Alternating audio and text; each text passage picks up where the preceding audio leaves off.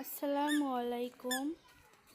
আজকে আমার ছোট মামুইটা বলছিল, আম্মু চলো তো আমাদের ওইখানে বাঙ্গি গাছটায় বাঙ্গি হয়েছে নাকি। তারপরে আমার মেয়েটা বলল, হ্যাঁ আম্মু একটা বাঙ্গি হয়েছে।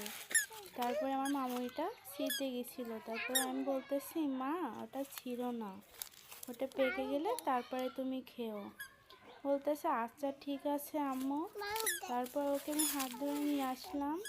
তারপরে ও একটা ঝাল গাছ হয়েছে, ঝাল গাছের কাছে যাচ্ছে। তারপরে আগে বললাম, মা ওইখান থেকে তুমি সরে আসো। তারপরে বাসার দিক চলে গেলাম আমরা। সবাই ভালো থাকবেন, সুস্থ থাকবেন। আজকে আমার এখানেই শেষ ভিডিওটা।